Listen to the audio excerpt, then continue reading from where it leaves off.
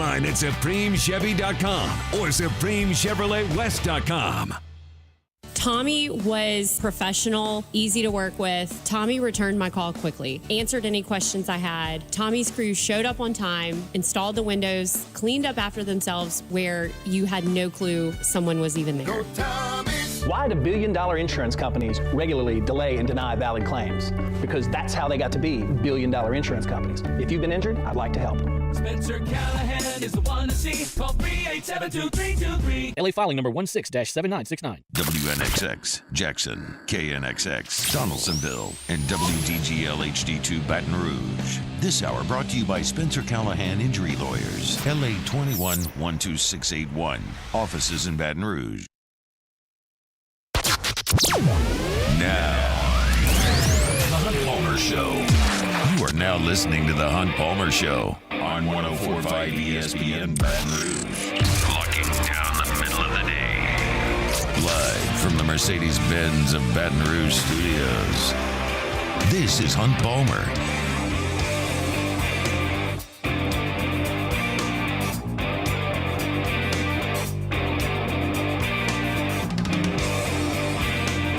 Welcome in. Hunt Palmer coming to you from the Mercedes-Benz of Baton Rouge studio downtown in the capital city on this Tuesday. That means we're brought to you by Plucker's Wing Bar. Got Jacob Beck and Cassie Spazzali back there on the ones and twos. Glenn West in 30 minutes. He just met with Jay Johnson, who was speaking with the horde of Baton Rouge media over there at Alec Box Stadium. Now that some of the transfer portal happenings have been going on, Jay kind of gave a State of the Union of sorts over there with the media. So we'll talk to Glenn West about that at the bottom of this hour. Hour number 2, Sharie Ishee over at Saints mandatory minicamp.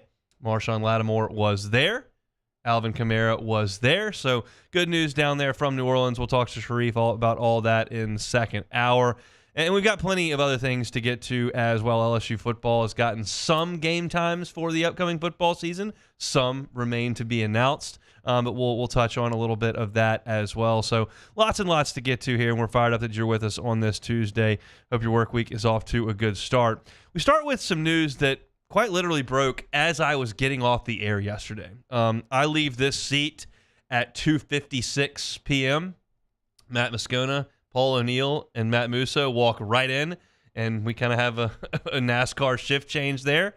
By the time I get to my desk, it's usually 2:58, which it was. I refreshed my Twitter and saw Teddy Cahill tweeting, hey, South Carolina might hire Paul Mainieri. So I ran back down the hall and looked at Matt and said, did you see this Teddy Cahill tweet? It looks like South Carolina wants to hire Paul Mainieri.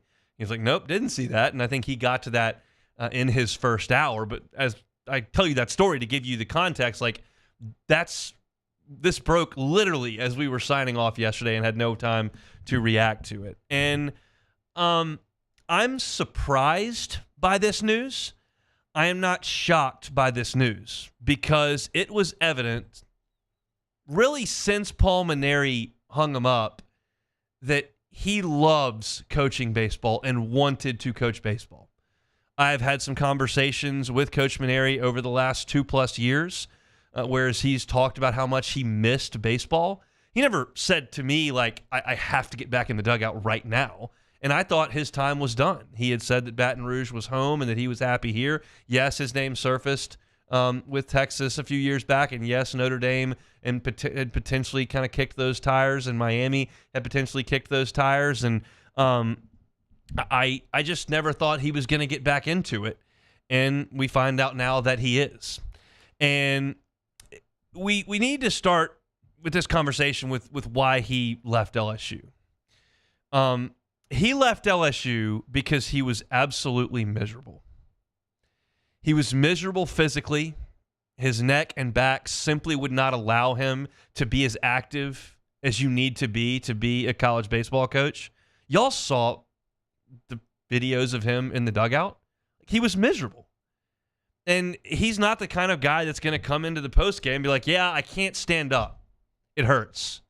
But it did. And it wasn't just that he was miserable in the dugout.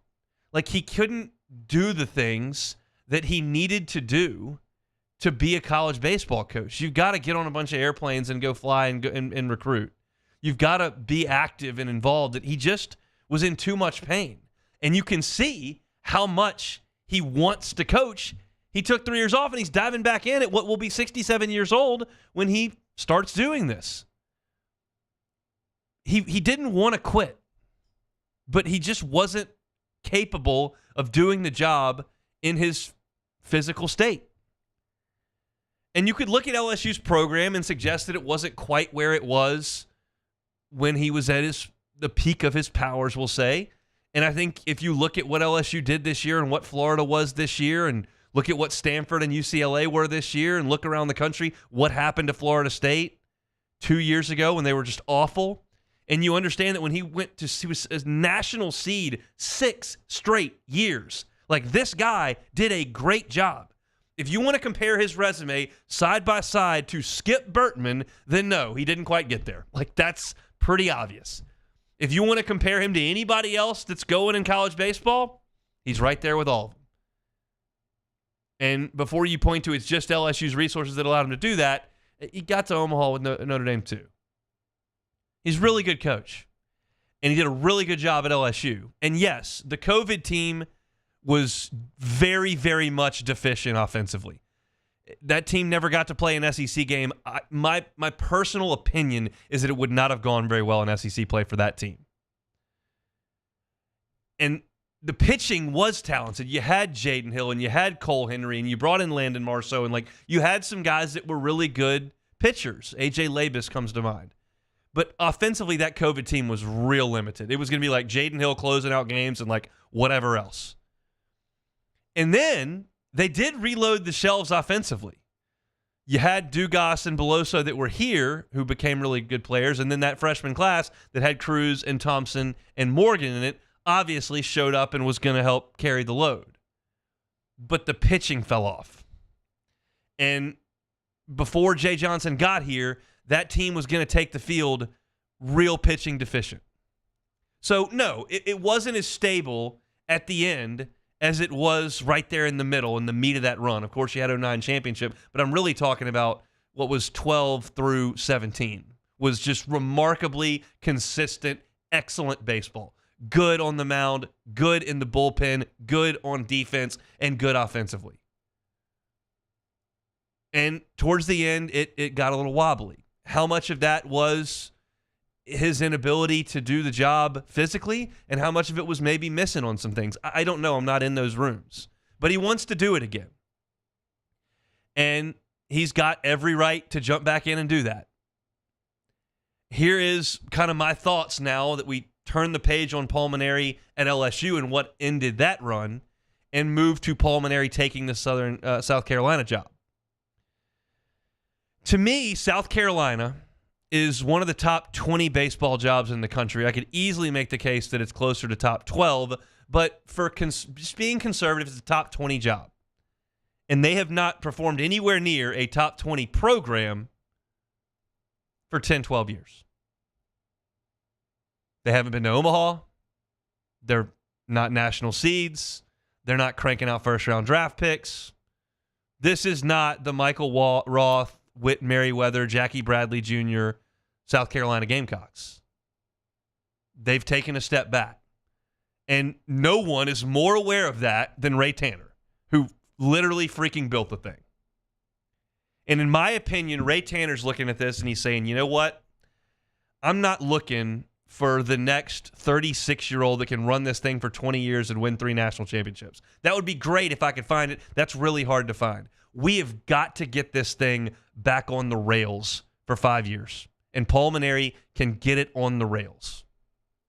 That's what he's thinking, in my opinion. I don't think he believes that Paul Mainieri is going to coach this program for 11 years and win 2 natties and go to Omaha 6 times. At 67 years old, that seems unlikely to me. That he thinks that.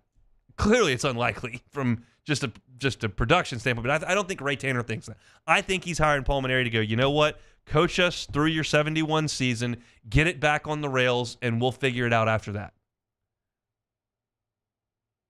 We tried to promote from within, didn't work. We tried to go to the mid-majors, didn't work. We can't. You can do this. You've got enough skins in the wall to go recruit great players. You know how to coach and manage the game. do this for 5 years, get us on the tracks. It's a conservative hire from that perspective. My concern, as I sit here and analyze this, is that Paul Mainieri is jumping into a game that doesn't look anything like the one he left. Not just off the field, but also on it. He's jumping into a situation where off the field, you're talking about NIL and transfer portal. Your roster crumbles at the end of a lot of years. Jay Johnson just had a press conference. We'll have Glenn West on in 20 minutes to talk about it. He said you can't really build a program anymore. You just have to worry about the next team. Because I can promise you, as Jay Johnson sat here 12 months ago, he thought Paxton Kling and Cam Johnson were going to be huge pieces of the 2025 team, and they're not. So, Paul Mainieri's never dealt with this. This is going to be new to him. He's very tough on his players. He's very hard on his players. He's old school. You rub a couple guys the wrong way, boop, I'm out. I'm going to Clemson. I'm out. Going to Florida State. I'm out. Going to Texas. That's tough. And then you talk about this analytics era. And like it or hate it, it is here. And if you were watching the Georgia game last night, you saw a lot of shifting the teams were hitting it the other way on. We know about LSU's pitch lab and all the stuff that goes into that with the physics and the numbers and the data and all the stuff that they were pouring over. Paul Skeens loved that stuff. Thatcher Hurd loved that stuff. I'm telling you right now, Anthony Renato didn't have that at LSU, nor did Aaron Nola. This is a whole new world. So we'll see how Paul Mainieri wants to navigate this. How do I think this is going to turn out?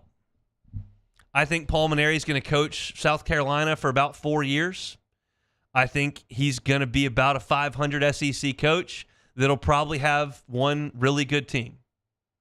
I don't think this is a disastrous hire from South Carolina and a guy who the game's long passed by.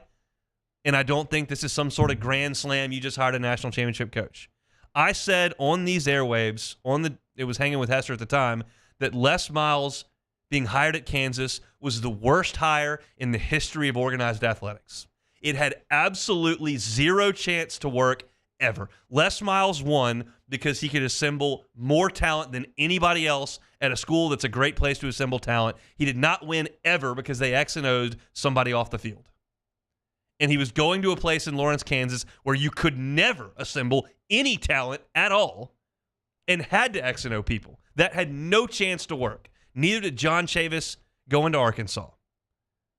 This is not that. This is a man who's coached more baseball in the past than he's got in his future. But Mac Brown's winning games at North Carolina. Rick Pitino wins games when he coaches. Paul Mainieri's going to win some games. I'm just concerned a little bit with him having to adapt.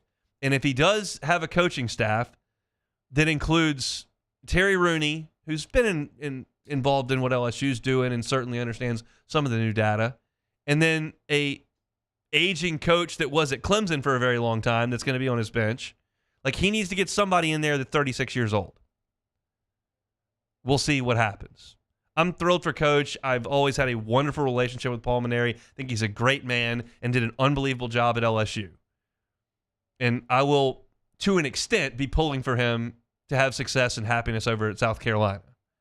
I think his legacy has already been defined here in purple and gold. And what happens over the next 4, 5, 6 years, we'll have to see. But my gut tells me that South Carolina's doing this because they want stability. Paul Mainieri's doing this because he loves coaching baseball. And I think it's going to be a nice hire.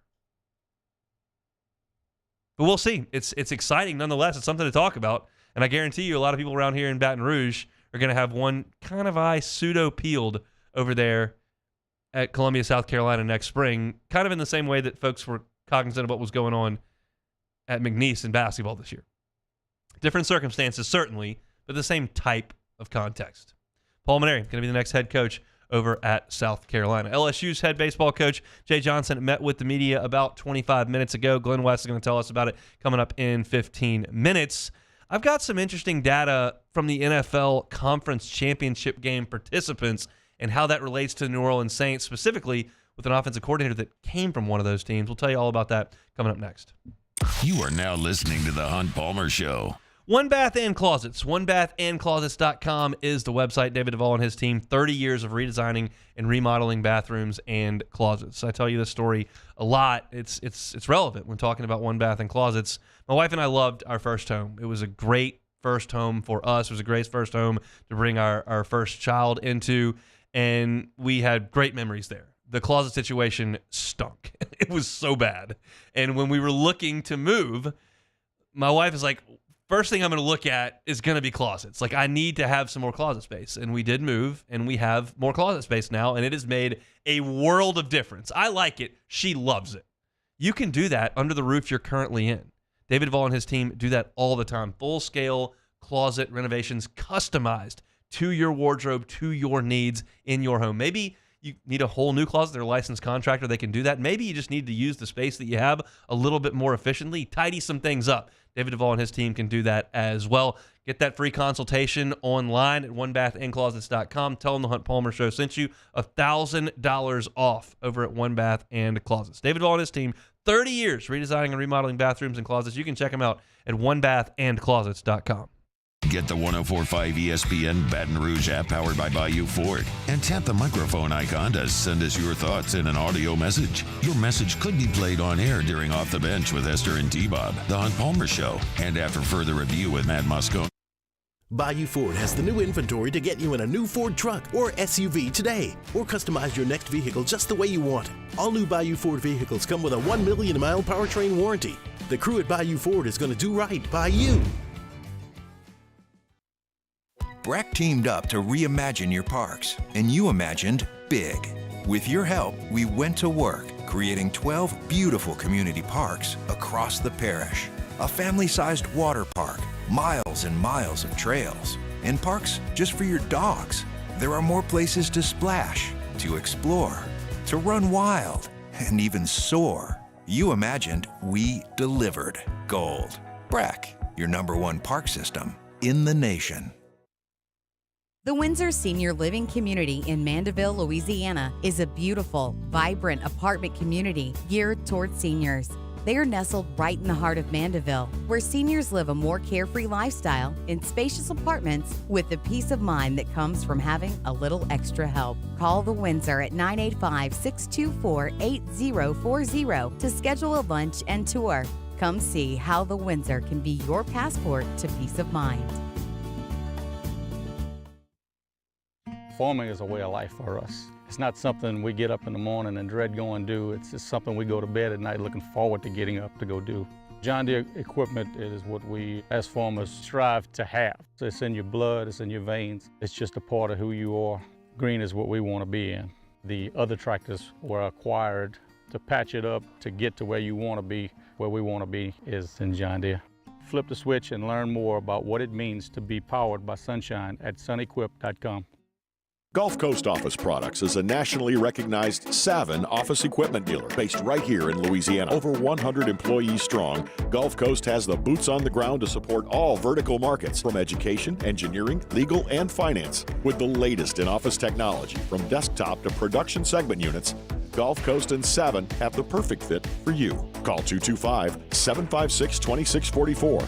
That's 756-2644 for Gulf Coast Office Products.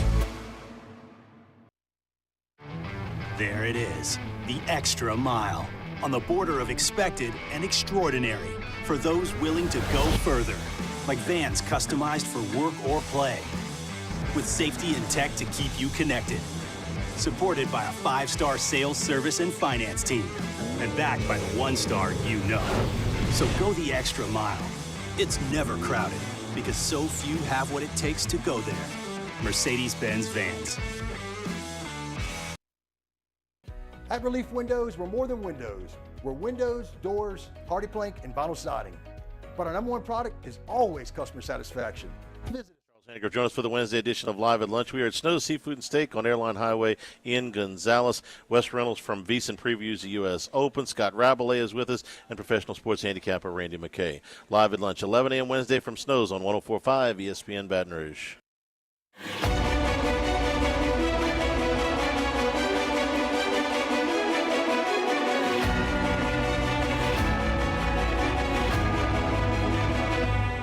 You're listening to The Hunt Palmer Show, brought to you by Plucker's Wing Bar. Well, Glenn West of Go 24/7 will be with us coming up in about 10 minutes talking LSU baseball. They met with Jay Johnson earlier this afternoon. But I want to talk some Saints. Saints were out on the field for mandatory minicamp today, and we'll get an update on what went on from Sharie Ishee coming up in an hour. Dennis Allen met with the media as well, had a couple of news and notes to share. But for the purpose of this discussion, we won't talk about today's mandatory minicamp. There are just some interesting numbers that I saw in a piece over on ESPN.com that I was reading through, and it had to do with trends in the NFL on offense. And we all know the Saints are kind of battling to catch up with the rest of the league on offense. They attempted, I believe, in good faith and made a reasonable decision in trying to keep the band together when Sean Payton and Drew Brees moved on, trying to keep Pete Carmichael right there in that chair, trying to go with Jameis Winston, who had been there, understanding you still had Michael Thomas, you still had Alvin Kamara. You had a lot of the pieces that made a great offense go, and you just tried to fill in for the most important pieces of that offense, and it didn't work. Not shocking, but also not unreasonable to expect that you could continue it. But we all saw the Saints offense last year and understand that it was not up to standard in the NFL. They did not run the ball well enough. They weren't efficient enough in the passing game. They were atrocious in the red zone for 3 months. It was just bad. And we also know that the NFL is a massive copycat league. Somebody finds something that seems to work. Everybody tries to pick off that tree, try to figure out how they're going to do it, and then try to implement that. And you understand that when the Saints go to San Francisco and hire Clint Kubiak from that tree that's produced so many good offenses around the NFL, that they're attempting to do the same thing. And this piece from ESPN.com put some interesting numbers to some of that. So I'll kind of go through it briefly. In 2023, so last season, 62% of all the plays in the NFL were run out of 11 personnel. It means one running back, one tight end, 3 wide receivers. That's 62% of the plays were run by that. But none of the 4 conference finalists ranked higher than 20th in the NFL on plays run out of that formation. The Chiefs and Lions were mainly in 12 personnel. That's 1 running back and 2 tight ends. And the Ravens and the 49ers, which is important for our discussion, were in 21 personnel with 2 running backs and 1 tight end at a much higher rate than most of the league, 36%. For San Francisco. 2 running backs and 1 tight end. Now, I would suggest that the Saints might have the personnel to run that. Alvin Kamara seems to factor in. And then what is Kendre Miller? What's Jamal Williams? We don't know from last year. Williams was kind of a bust, and Kendre Miller was hurt the whole time. But they certainly have 2 guys that they could put back there. And then at tight end, Foster Moreau, Juwan Johnson, maybe. You certainly don't have George Kittle. And you don't have Christian McCaffrey, and you don't have Deebo Samuel. So I don't know if Clint Kubiak can come right out of San Francisco and work with this personnel immediately, but the one piece I didn't mention there was Taysom Hill, and maybe he factors in at some point in this situation as well. But the 49ers spent a lot of time, far more than the rest of the league, in 21 personnel with 2 running backs and 1 tight end on the field. Now, all 4 of the conference finalists had top 10 offenses in terms of yards per game last year. You've got to score to be one of the best teams in this league. It's great to have a great defense, and you need to have a great defense if you're going to win a championship, but the common thread here with all these teams is that they really could go score. Now, last year, San Francisco, this is the most interesting piece to me, and I think the most recognizable change you're going to see in the Saints offense.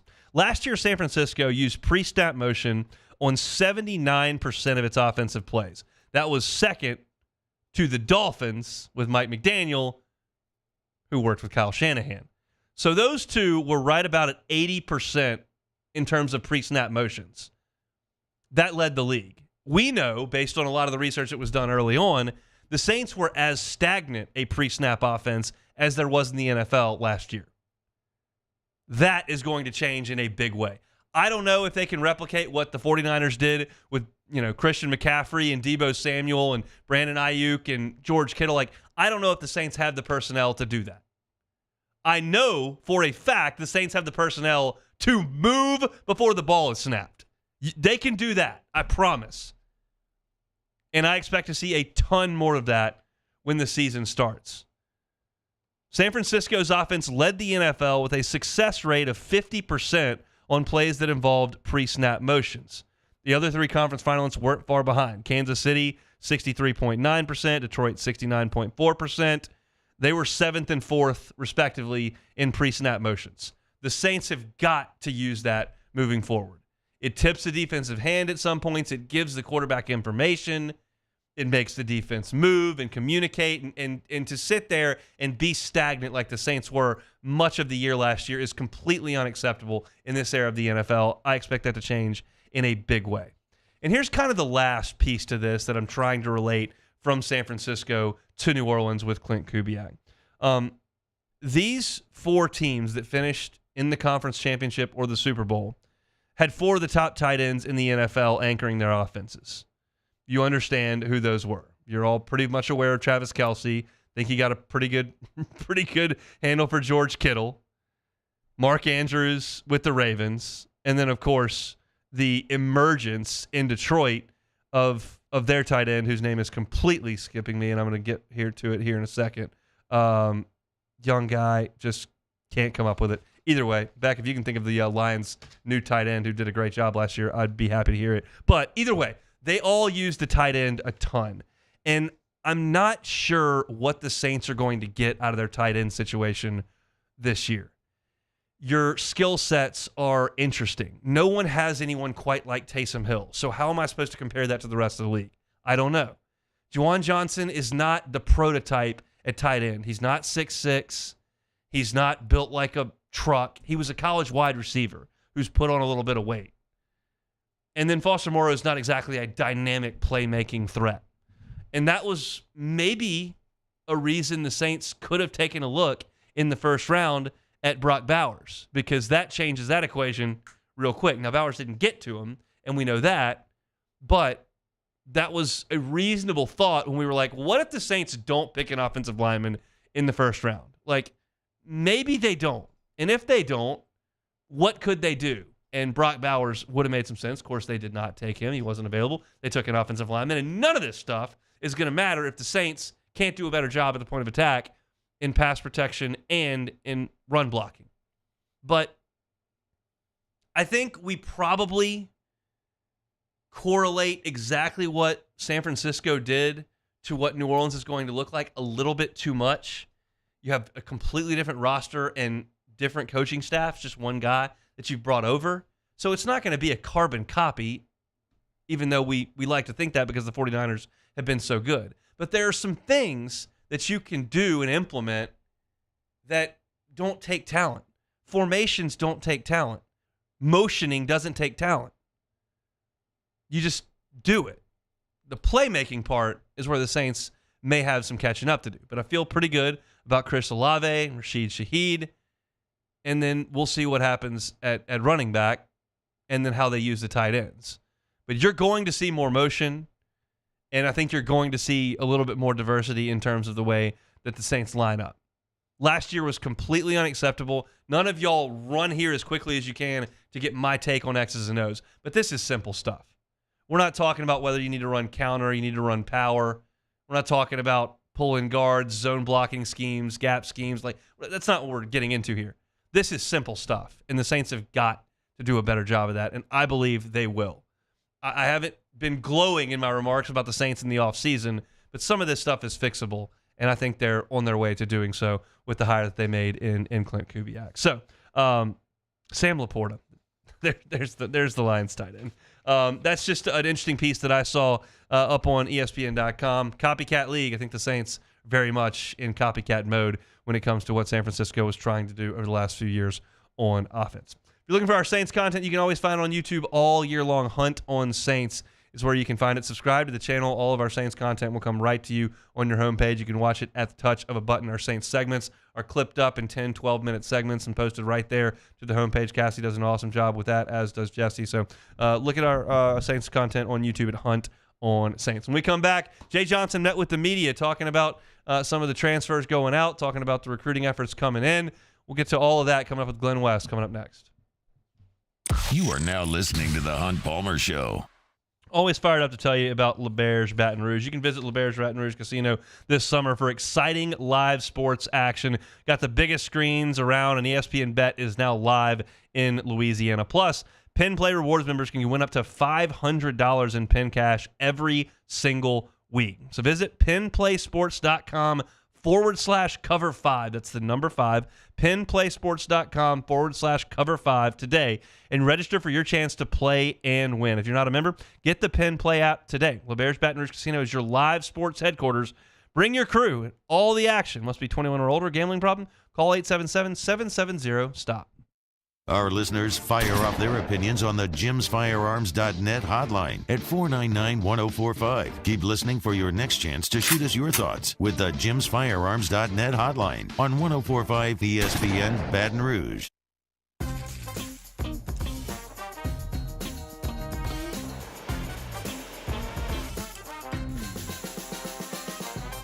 The best kept secret in town is out. Discover Tallulah at the Renaissance Hotel on Bluebonnet.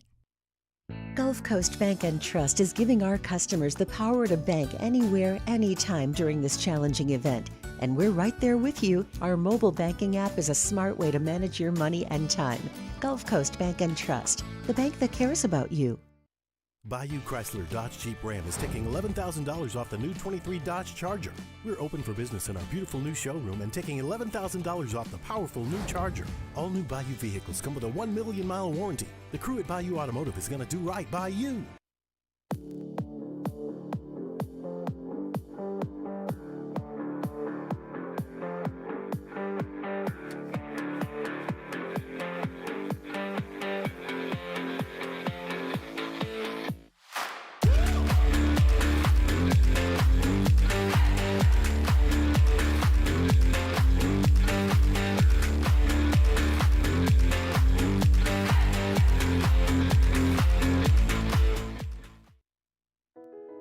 I've been doing business with Luba for 25 years.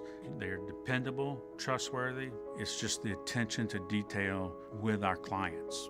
Our folks have years and years of experience. They're highly trained professionals, but many companies have that asset. What I'd like to think makes Luba a bit different is that we use those talents in a way that truly is dedicated to serving the needs of the folks who depend on us. When it comes to ending cancer, we push forward, always working together for you. That's why our cancer experts at Ochsner have clinically integrated with MD Anderson Cancer Center. This means advanced cancer care, including access to life-saving clinical trials and integrating care to treat the whole you. Introducing Ochsner MD Anderson Cancer Center. Long live you. BRAC teamed up to reimagine your parks, and you imagined big. With your help, we went to work, creating 12 beautiful community parks across the parish. A family-sized water park, miles and miles of trails, and parks just for your dogs. There are more places to splash, to explore, to run wild, and even soar. You imagined, we delivered. Gold. BRAC, your #1 park system in the nation.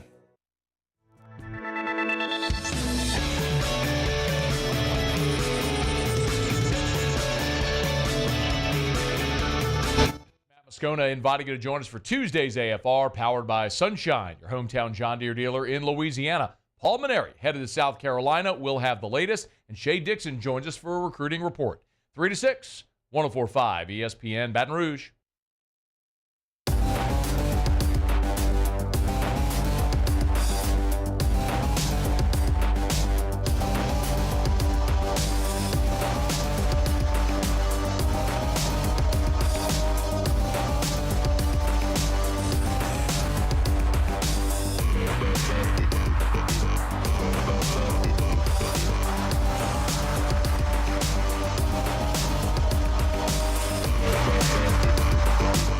This is the Hunt Palmer Show, brought to you by Plucker's Wing Bar.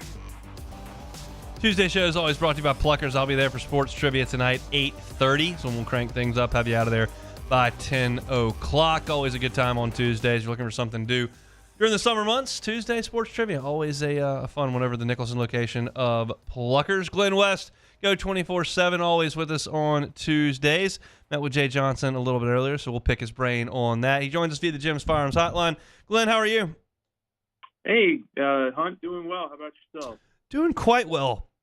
Excuse me, how was Jay Johnson today? Yeah, he seemed, he was actually a little bit more forthcoming with information with us than I kind of thought going in. We got him for about 45 minutes today, and he was able to squeeze us in between commercial flights to Miami and to various places around the country as he tries to put this 2025 roster together. Let's talk about that specifically. I saw a quote that you had tweeted out talking about program building, and obviously that's something that a lot of coaches take a lot of pride in, but he didn't seem to think much of it at this point. So can you put some color behind that? What did he have to say about building a baseball program? Yeah, I mean, it's something that I've heard coaches say over the years, even going back to when Will Wade was here several years ago. It essentially was, we're not building programs anymore. We're basically building teams year after year. It's a completely new entity. I think for somebody like Jay Johnson, who has adapted well in kind of the new landscape of what college athletics is. But I think this year, probably more than any other, he's really going to have to use his recruiting skills to recruit this roster from a portal perspective. He talked about just really the ways that they can build this thing up. They're losing so many guys this year, and they talked about the 21 or 22 players that LSU could potentially lose to the draft, let alone over the last couple of years, let alone the guys that they're losing via the portal. So, this is going to be another major roster overhaul for him. And I think you've seen that here over the last 5 or 6 days as he's getting out and trying to get a lot of good impressions on some of these portal prospects that LSU hopes to bring in. This is me reading between the lines. Please tell me if you disagree in any way. But when I hear him say that, it just sounds like to me that there are some guys that are not going to be on next year's LSU baseball team that he was kind of planning on having and developing. Would that seem to me to precipitate that response? Is that how you took it? Yeah, because he also said in this press conference over the kind of 45 minutes we had with him that this looks different now than what I had envisioned even 18 months ago when we were kind of putting this first kind of roster together in terms of building for the future. They brought in guys like Jared Jones and Paxton Kling and Brady Neal, those kind of core sophomores there that they were hoping would not only get a chance to grow in the program for more than 2 years. Now they're potentially looking at most or all of them potentially leaving here within 2 years. And so I think you just kind of have to reassess kind of your roster year after year. And I think with some of the seasons some of those guys had, whether it's a really great season like Jared Jones, you don't know whether or not he's going to be able to sign, get his number, I guess, come draft time. And then kind of the opposite end of the spectrum, somebody like Paxton Kling, who, just hasn't really worked out yet. And he decides to enter the portal. So there's just kind of opposite ends of what, some of these guys that LSU was hoping to get back probably, a year ago at this time, when they're kind of building out their roster, 1 or 2 years ahead. You just can't do that anymore. And I think that's something that Jay's really kind of had to come to grips here with over this off season, and certainly a learning lesson, I think, as they kind of move forward and build the program up. Have any of the portal exits surprised you personally? No, I mean, I would say probably the bitter pill that LSU kind of had to swallow was Cam Johnson. It wasn't a surprising, entrance into the portal just because of the name and just the opportunity that really wasn't there this past year for him. And really, I mean, it was, kind of his place this year was kind of deserved. I mean, he, was a guy that struggled to throw strikes in big time moments. And so I think he just needed some more development there. And, he was obviously going to get an opportunity, I think, to go pitch elsewhere. There's lots of teams probably already calling him, hoping to get them into their programs. So I would say probably that's the one that I would say LSU probably would have loved to have kept. I think they probably would have loved to have kept Paxton Kling on for another year. But I think when you look at the roster next year, you got 2 true freshmen in Jake Brown and Ashton Larson who are going to have 2 of those spots. And then if you get Josh Pearson back from the draft, he's another guy that could be another corner outfielder, and they could go into the portal and snag an outfielder. So like there's, I think with both Johnson and Kling, there just really wasn't going to be kind of a surefire role for them next year in terms of what to expect. So, I would say probably those two are the ones that, are tough to lose just because of all the hype coming in with both of them. But, sometimes, guys just maybe need a change of scenery or just kind of a different approach, in terms of, competition to kind of get their careers off the ground a little bit. Did he give you any indication that there will be more exits out of the transfer portal? Yeah, he kind of dodged that question a little bit. I mean, he said he hopes not. I mean, look, LSU's lost, I believe, right now we're at 8 or 9 guys to the portal in total. They've gotten one commitment from the USF pitcher whose name's escaping me right now, but so they've got a lot of work to do to continue to kind of even out those numbers a little bit. And I thought probably one of the more interesting quotes that he gave today is that he has kind of a blueprint in his head of about 12 to 13 position players that can roster and then 9 to 11 pitchers. And so it's, kind of how do you get to that 21 to 25 player grouping there of guys that can contribute next season in a big way for you. And then you kind of supplement the roster of guys that can do something well, outside of those 25 and that are bought into the program and bought into what the development part of being an LSU Tiger is. So I thought that was a little bit interesting because, when you kind of break down the numbers, they've got about 3 or 4 pitchers maybe that they feel good about getting back next year. And then you've obviously got the 3 true freshmen position players and that those are guys you feel good about. But that's still a pretty big chunk there of players that, you've got to fill holes for and find spots for and get some guys back into the program that maybe are kind of on the fence right now. Chandler Dorsey, the right-hander from South Florida that you're summoning there, and I didn't really remember his name either. I looked at his video and talked about him yesterday, but that name didn't exactly click in my brain either. Yeah. One of the names that does click in my brain pretty quickly is Griffin Herring. I know y'all asked Jay about Griffin Herring's future. What was his answer there? Yeah, very interesting answer on Griffin. I think they'd love to have him back. You kind of lumped 6 players into one kind of grouping there of guys that LSU kind of is on the fence about maybe getting back or maybe could sign.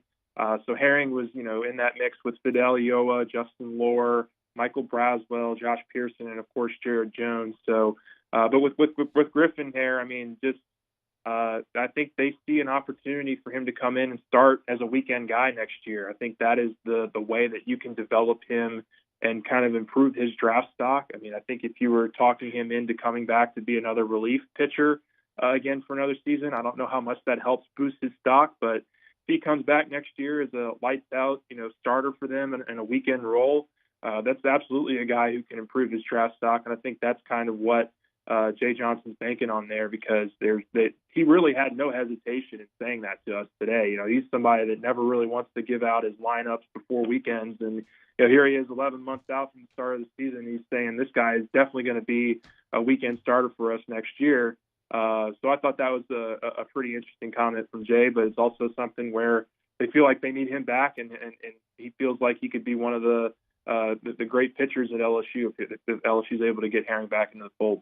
I want to get your thoughts on Paul Mainieri taking a new job at South Carolina. What did you think when you heard that? Yeah, kind of out of left field for sure. I hadn't had much, obviously I think those who had covered Mainieri for his final few years in Baton Rouge, they knew kind of the neck problems that he was going through and just how difficult it was for him to kind of get through a season there towards the end of his career. But really, he was a guy that, from just the impression that I got, never really wanted to get out of coaching. I think he loves it, and he was just kind of waiting for that, next opportunity once he got healthy again. And I think, this is a good move for him. Obviously, we'll see kind of how he adapts to the transfer portal era. I think he kind of got out of it right when it was starting to kick into high gear. So that'll obviously, he'll need to put some people around him that are very, very well equipped to this new age that we're in. And we'll see. But, certainly, just somebody who covered, Paul Mainieri for 4 or 5 years, happy that he gets to continue coaching because, he's been great to the media, been great to deal with over the years. And you wish him well, unless he's obviously facing a team like LSU. And then Jay kind of made that joke today as well, which was kind of funny. Glenn, we appreciate some time, man. Thanks. All right, thanks, Hunt. Appreciate it. He's Glenn West, senior writer at Go247. Had Sonny Ship on yesterday talking some recruiting. Glenn on today talking baseball breakdowns all season long, brought to you by Pluckers. Get on by, get some Breggie's Creole Crush on your wings this evening for dinner. Some ice cold beer, fantastic wings. Pluckers, bringing you our baseball breakdowns all season long. All right, when we come back, had attendance check at Saints mandatory minicamp today. I'll tell you who was there, maybe who wasn't, coming back to close out hour number 1.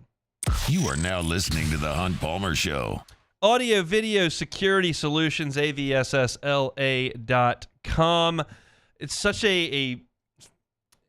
a great feeling to know that I can check on the safety and security of my home 24 hours a day, 7 days a week, right here on my phone. Audio Video Security Solutions. Mitchell Fisher and his team came in, gave us a look, saw how many windows we had, saw where we wanted cameras, how many cameras we wanted, gave us a quote. That security system was up in 2 days. And now my wife and I have the app on our phone. We can set the alarm remotely. We can disable the alarm remotely.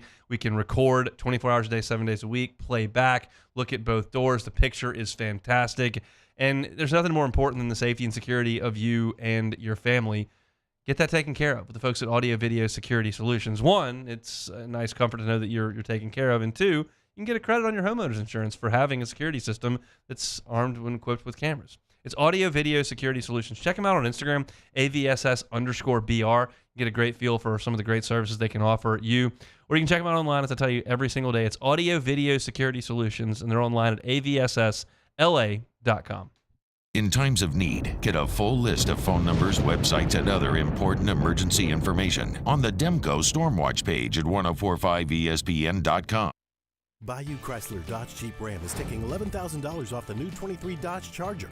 We're open for business in our beautiful new showroom and taking $11,000 off the powerful new Charger. All new Bayou vehicles come with a 1 million mile warranty. The crew at Bayou Automotive is going to do right by you.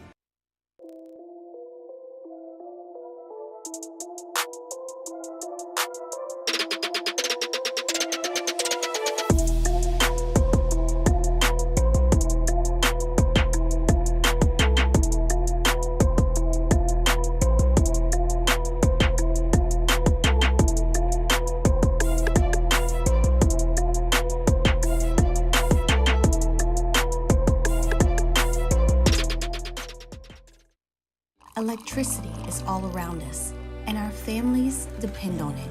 Every day is sparked by the power of a cold drink or a warm meal, a movie night, and a comforting light at the end of a dark hallway.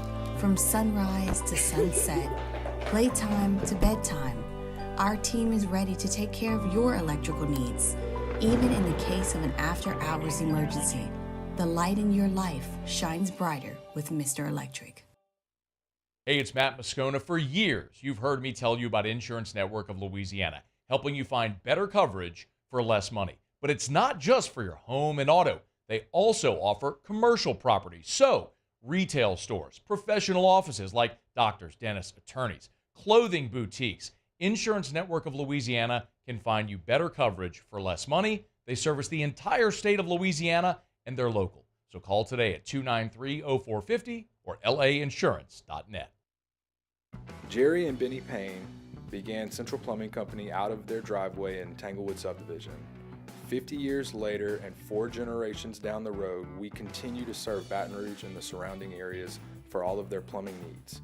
Residential, commercial, industrial, or hospitality, Central Plumbing is here 24/7, 365. We want to thank our customers, family, and friends for 50 years of success. And looking forward to 50 more. Farming is a way of life for us. It's not something we get up in the morning and dread going do. It's just something we go to bed at night looking forward to getting up to go do. John Deere equipment is what we as farmers strive to have. It's in your blood, it's in your veins. It's just a part of who you are. Green is what we want to be in. The other tractors were acquired to patch it up to get to where you want to be. Where we want to be is in John Deere. Flip the switch and learn more about what it means to be powered by sunshine at sunequip.com. Gulf Coast Bank and Trust is giving our customers the power to bank anywhere, anytime during this challenging event. And we're right there with you. Our mobile banking app is a Handgrove, join us for the Wednesday edition of Live at Lunch. We are at Snow's Seafood and Steak on Airline Highway in Gonzales. Wes Reynolds from VEASAN previews the U.S. Open. Scott Rabelais is with us, and professional sports handicapper Randy McKay. Live at Lunch, 11 a.m. Wednesday from Snow's on 104.5 ESPN Baton Rouge.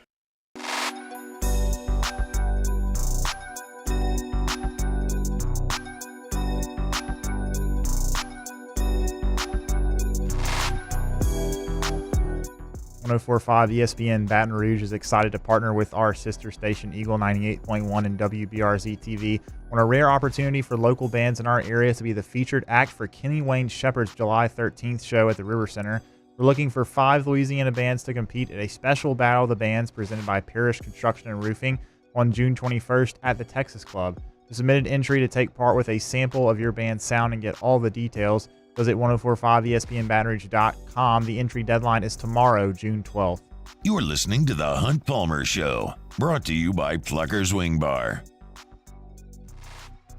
Mandatory minicamp for the Black and Gold down in New Orleans today. Dennis Allen met with the media afterward. We'll chat with Sharie Ishee coming up here in a little bit about the goings-on out there on the field. But I think for me, the biggest story of today is Marshawn Lattimore going to show up? Because as of last week, Dennis Allen said, we expect him to be here. But you hear that and you're like, well, you expect him to be here? Or, you shouldn't say, yeah, he'll be here. Like, what do we, and you're kind of thinking, is there a disconnect here? And is there a chance that they're going to move on from Marshawn Lattimore and try to get something back for him? Because we know that the Saints are looking around and, potentially looking to get a little bit younger and a little bit cheaper. This is the first offseason that we've really been able to look at this. And based on the contracts that they have tendered, in the state of their books, that's what things are looking like. And Marshawn Lattimore is one of the few pieces on this Saints team that would likely garner significant interest from the outside. He's still not completely over the hill. He still played some really good football. And there may be teams in the market to look for him, and maybe the Saints could get something back if he's completely unhappy. And I think him showing up today indicates he may not be the happiest player in the NFL, but he's going to be on the team this year. And our discussion was like, well, what could they possibly get for him? Like, could you trade him and get a first-round pick? And I think anybody that understands the way things have gone lately, that was not reasonable. And you just look in recent past. Jalen Ramsey was moved, and he netted a tight end and a third-round pick. L'Jarius Sneed just went from the Chiefs to the Titans, and he netted a third-round pick. And I'm looking at this and I'm going, third-round pick, is that worth it to move on from Marshawn Lattimore? And the answer is probably not. But then I started thinking, what have the Saints done in the third round in recent years? What kind of player realistically could the Saints get? The Saints have done pretty well in the third round. Now, it's not a 100% hit rate. There have certainly been Adam Troutmans and Garrett Graysons littered throughout. But there's also been Paulson Adebo, Alvin Kamara, P.J. Williams, Taron Armstead, Jimmy Graham. Those are all third-round picks. And if you were guaranteed to land the next one of those, then yeah, I'd move on from Marshawn Lattimore in 2 seconds. But the problem is you move on from Marshawn Lattimore and end up with Garrett Grayson, end up with Adam Troutman, you're not exactly advancing the franchise at all. So I have said that I don't believe that Marshawn Lattimore is going to be on the next great Saints team, and I don't think the 2024 Saints are the next great Saints team. But the discussions that we were having on whether or not they were going to move on from him, I think have been answered. The Saints feel like they're always in win mode for this year. Now, what they've done with contracts would suggest they understand not to be crazy, but Dennis Allen's future is riding on this year. And if you take Marshawn Lattimore off this team and you add a draft pick for next year, I can promise you won't get better. A player that you get next April, not going to help you this coming fall. So from that perspective, it's obvious. The Saints felt like having Marshawn Lattimore would help them win this year. The return for them is likely not great. And now we've probably answered, finally, the question of whether or not he's going to show up and be a part of the team. And today, on the first day of mandatory minicamp, he was there. The only person, reportedly, I'm certainly not there, that was not there is Ryan Ramczyk, who we understand is doubtful at this point for the year. I wouldn't say he's out. If we're going injury report-wise, I'd say he's out. He's doubtful. Hopefully he plays. He's a heck of a player. But right now the Saints are moving on as if he's not going to be with them. If he is, that's a bonus. But everybody else reported to minicamp today. I think that's a quality sign. There are some reports trickling out of what went on at practice today. We'll get Sharie Ishee thoughts on that in the next hour. But for now, looking like Marshawn Lattimore, going to be a part of the 2024 New Orleans Saints as he was there today. So if you're looking for our Saints coverage, you can always find it on YouTube at Hunt on Saints. First hour in the books here on a Tuesday edition. Let's not back up a day. Tuesday edition of the Hunt Palmer Show. My thoughts on Paul Mainieri heading to South Carolina. I gave you those at 1 o'clock right at the top of the show. Copycat League in the NFL. Talked about what the 49ers, Chiefs, what the Lions were doing offensively and what the Saints may be able to incorporate. That was at 1:15. Glenn West from Go 24/7 was with us at 1:30, as he always is on Tuesdays. In the second hour, we're going to talk about some football kickoff times for LSU. The SEC announced a few more of those. I wouldn't say all. A lot of flexes on this schedule, but a few more of those. We'll get to those at 2:15. Sharie Ishee going to talk Saints with us at 2:30. When we come back, baseball transfer portal heating up. A couple of names headed out from LSU. I'll give you my thoughts on a couple of those coming up after SportsCenter. Come back with us on a Tuesday edition of the Hunt Palmer Show.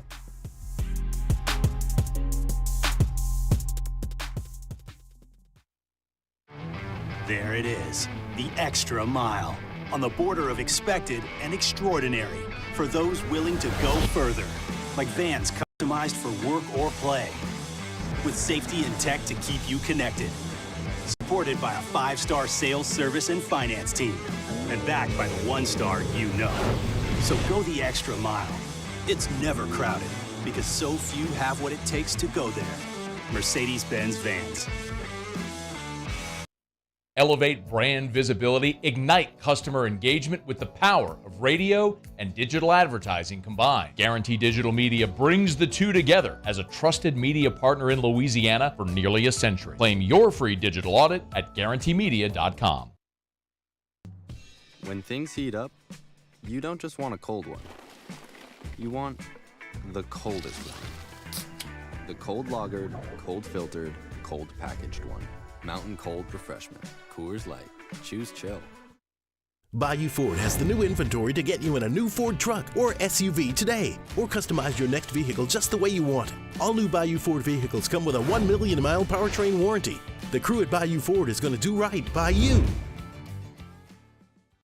Gulf Coast Office Products is a nationally recognized Savin office equipment dealer based right here in Louisiana. Over 100 employees strong, Gulf Coast has the boots on the ground to support all vertical markets, from education, engineering, legal, and finance. With the latest in office technology, from desktop to production segment units, Gulf Coast and Savin have the perfect fit for you. Call 225-756-2644. That's 756-2644 for Gulf Coast Office Products. I've been doing business with Luba for 25 years. They're dependable, trustworthy. It's just the attention to detail with our clients. Our folks have years and years of experience. They're highly trained professionals, but many companies have that asset. What I'd like to think makes Luba a bit different is that we use those talents in a way that truly is dedicated to serving the needs of the folks who depend on us. When it comes to ending cancer, we push forward, always working together for you.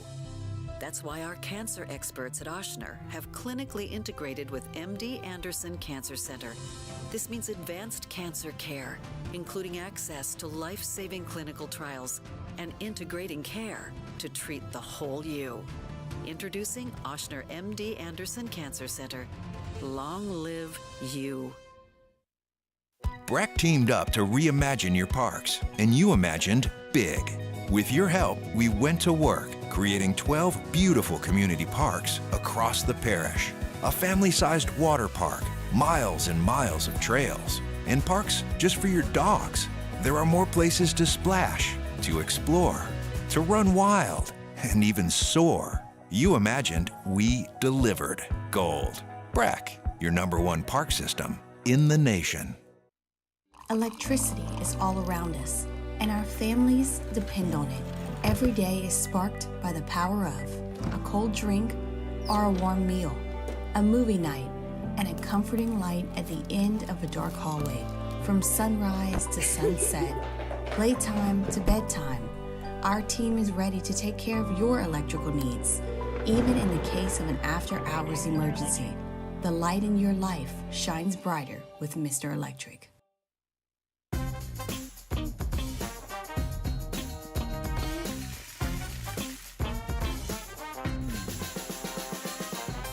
The best kept secret in town is out. Discover Tallulah at the Renaissance Hotel on Bluebonnet.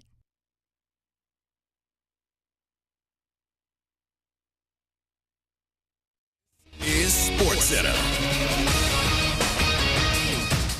I'm Christine Lisi. Breaking news, Celtics center Kristaps Porzingis suffered what the team called a rare injury to his left leg in the win in Game 2 of the NBA Finals, as is considered day-to-day. Boston up 2-0 at Dallas. Game 3 tomorrow, 7:30 Eastern, ESPN Radio and ABC. Tiger Woods believes he's strong enough to win this week's U.S. Open, said he likes that the third major of the year will be played in Florida-like heat, which will help his surgically repaired back and right leg.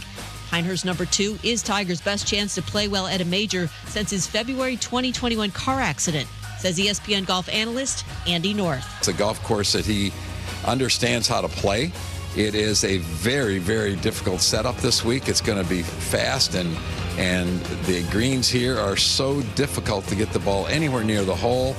Putting is very treacherous, but he's played well here before. He understands how to attack this golf course, and he's a wonderful iron player, and that is very important this week. USA Basketball said Caitlin Clark's Olympic roster omission due to her lack of national team experience. Hey, it's your resident Super Bowl champ, Chris Candy, coming up Wednesday. I'll tell you why Kyrie Irving needs to be the best player on the court if the Mavs want to get back into this series. It's Unsportsmanlike, 6 a.m. Eastern, right here on ESPN Radio, ESPN2, and ESPNU.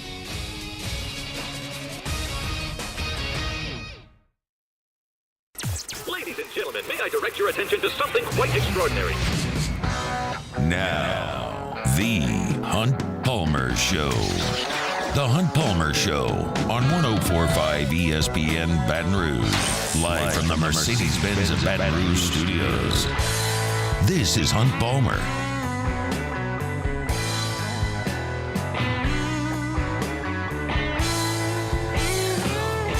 Hour number 2, Tuesday edition of the Hunt Palmer Show, presented by Pluckers. Sharie Ishee, 30 minutes from right now. Hope your work week's off to a good start. Appreciate you hanging out with us here on 104.5 ESPN Baton Rouge. Let's talk a little bit of baseball.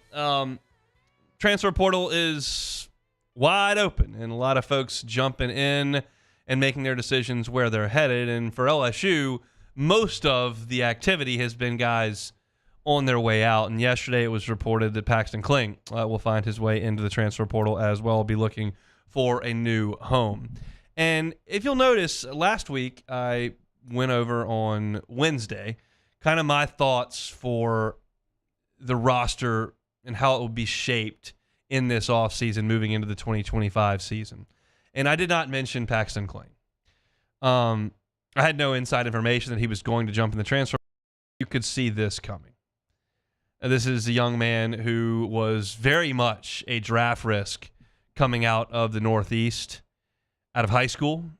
He was very, very highly recruited. He was committed to Paul Mainieri and Nolan Cain. Paul Mainieri retired. Paxton Kling decommitted. Jay Johnson flew up there to Pennsylvania and said, hey, man, we need you back in the boat. And they got him back in the boat. And he is thought of as a five-tool type guy: power, speed, great defense, good arm, hit tool, the whole thing. And came to LSU and was in the lineup from day one. He was a starter on opening day last year. And we know that story developed, and eventually he lost that job. LSU went to Cruz playing center field every single day. And, You saw the emergence of Josh Pearson late in the season, and Braden Jobert had a really good year, and there just wasn't enough room in the outfield for Paxton Kling, and he, along with Jared Jones, were kind of squeezed out of a lineup they had wiggled their way into as true freshmen. And then he went off to the Cape Cod and then came back in the fall, and he was the leadoff man on opening day this year, right there at the top of the lineup, in a lineup that included Tommy White, Jared Jones, Hayden Travinsky, and a lot of guys they felt were going to have some pop in the middle, and he was the guy tasked with getting on base in front of him. And he got off to a little bit of a slow start, and then he kind of found something at the end of non-conference play. But by the time conference play rolled around, he found himself a man basically without a job, save for defensive replacement late in games where he was excellent. And so I decided to go back and look at the numbers because I didn't have these aggregated and wanted to do it, so I did. And I looked at his 2023 SEC-only numbers, so only against SEC teams as a true freshman, then his 2023 Summer League numbers in Cape Cod, and then this past season as a sophomore only against the SEC. So 2 seasons of SEC at-bats and 1 summer of Cape Cod League at-bats. That would represent the best pitching that Paxton Kling has faced. I don't care that much about a February game against VMI. I don't care that much about Tuesday nights against Northwestern State. Give me the real arms, the SEC guys, the Cape Cod arms. Like, what has Paxton Kling done over the course of basically a year and a half? And the results are that Paxton Kling, over those 3 stints, is 23 for 120. That is a 192 batting average. In 120 at-bats, 2 home runs, 47 strikeouts, and 20 walks. This is a young man who turned 21 years old 2 weeks ago. And there's just not enough production there to warrant significant playing time. It's not like a 6-week cold spell. This is 2 SEC seasons where there were 60 available games and a summer in the Cape Cod League where he's hitting 192. And I watched most of the at-bats that Paxton Kling has taken over that time, save the Cape Cod League, and it's not like he's hitting a lot of screamers that are right at people. Sometimes it does happen, but just not a ton. Just wasn't a lot of quality. Too many strikeouts, not enough power, and while there are a lot of tools here to talk about, I can't really find you a comp of a guy who, after 2 years of SEC at-bats, found it.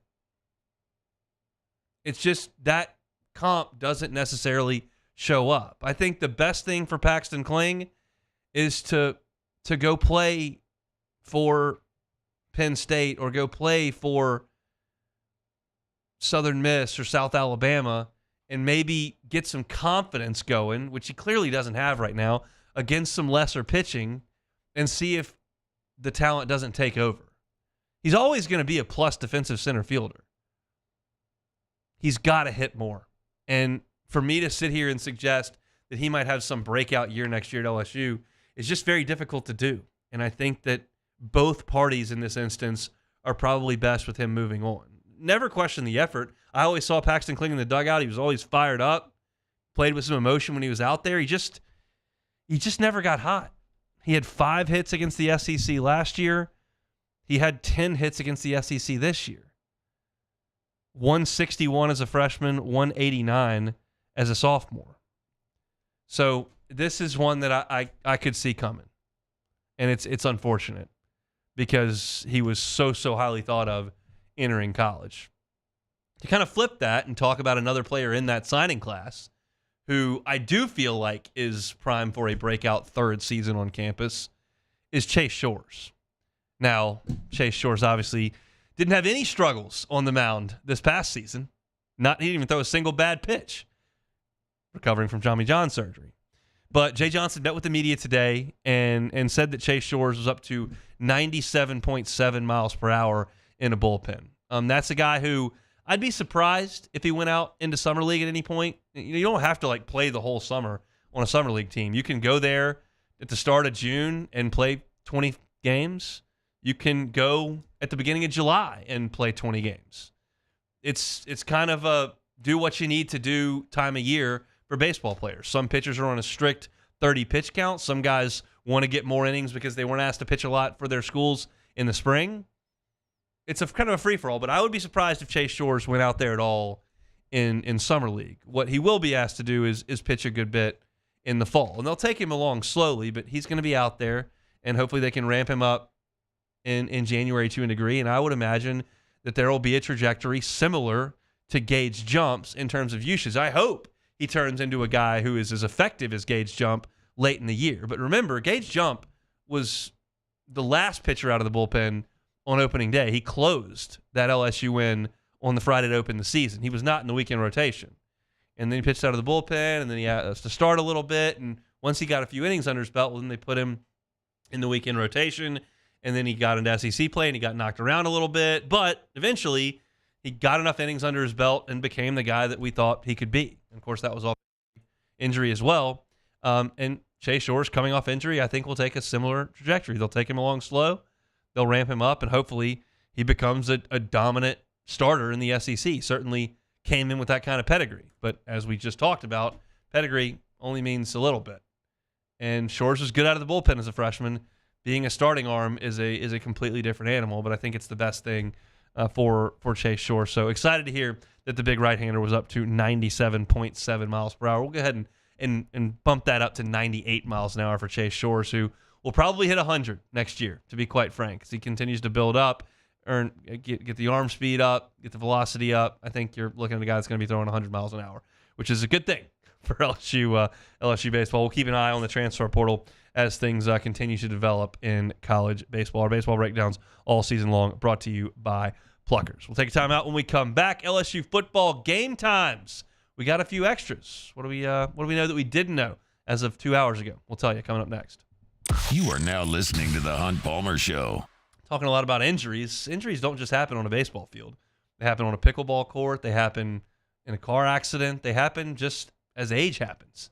And if you're an active person who's dealing with some discomfort and want the best in physical therapy, I'd let you know about Evolve Physical Therapy. Robbie Bolton has spent about 20 years as a physical therapist, and he has got the physical therapy clinic in Baton Rouge. Your experience at Evolve Physical Therapy is not going to be, hey, what hurts? Okay, here's a dumbbell, do some exercises, I'm going to do some paperwork, I'll be back in half an hour. No.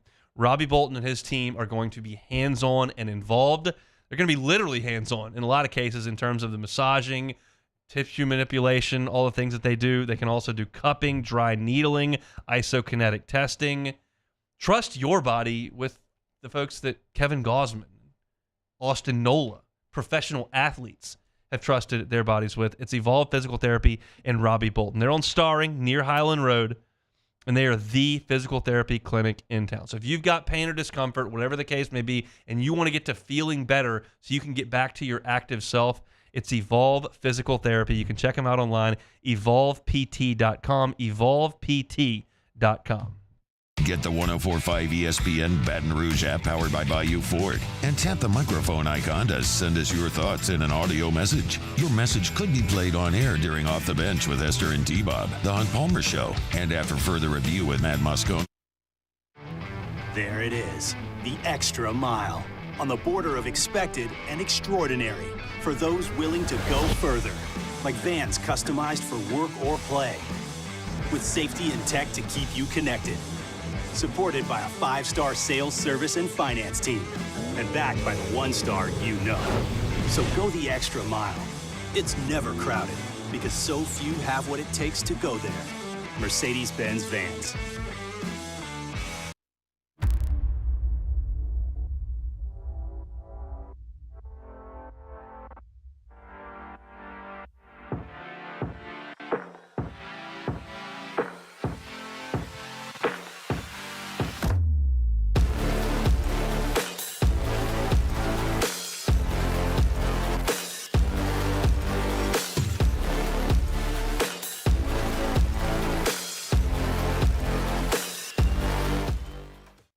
Gulf Coast Office Products is a nationally recognized Savin office equipment dealer based right here in Louisiana. Over 100 employees strong, Gulf Coast has the boots on the ground to support all vertical markets, from education, engineering, legal, and finance. With the latest in office technology, from desktop to production segment units, Gulf Coast and Savin have the perfect fit for you.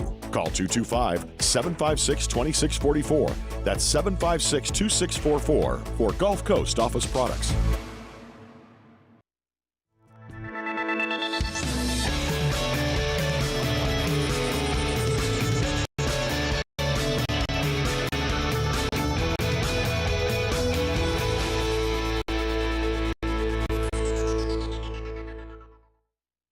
Hey, it's Matt Moscona. For years, you've heard me tell you about Insurance Network of Louisiana, helping you find better coverage for less money. But it's not just for your home and auto.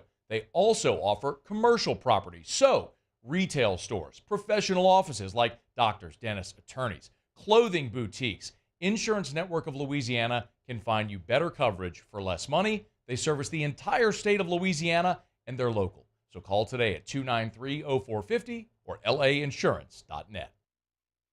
Jerry and Benny Payne began Central Plumbing Company out of their driveway in Tanglewood subdivision. 50 years later and 4 generations down the road, we continue to serve Baton Rouge and the surrounding areas for all of their plumbing needs. Residential, commercial, industrial, or hospitality, Central Plumbing is here 24/7, 365. We want to thank our customers, family, and friends for 50 years of success. And looking forward to 50 more. Farming is a way of life for us. It's not something we get up in the morning and dread going do. It's just something we go to bed at night looking forward to getting up to go do. Matt Moscona inviting you to join us for Tuesday's AFR, powered by Sunshine, your hometown John Deere dealer in Louisiana. Paul Mainieri, headed to South Carolina, will have the latest, and Shaye Dixon joins us for a recruiting report. 3 to 6, 104.5 ESPN Baton Rouge.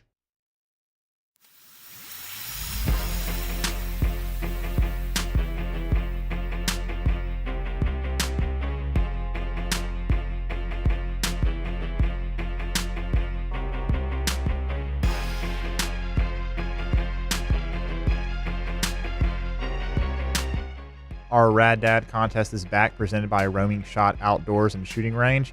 Upload a picture of your dad doing dad things to 1045ESPN.com for a chance to win him a Blackstone grill with all the accessories, 1 long-range shooting school class for 2 from Roaming Shot Outdoors and Shooting Range, steaks from Chris's Specialty Foods, a Hawk Soap gift basket, and a full throttle package from Finish Line Haircuts. We'll be choosing a winner June 14, just a few days from now. Happy Father's Day.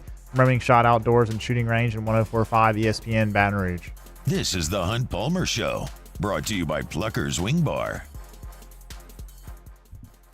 So we got some news today. Some news. I would suggest it's not all the news, but it's some news. I saw the SEC promoting the release of the rest of the game times as controlled by ESPN and ABC, which is obviously who the SEC is now working with exclusively. And I thought we were going to get the whole schedule with every game time. That was pretty foolish of me to think that way, but that's what I thought was coming.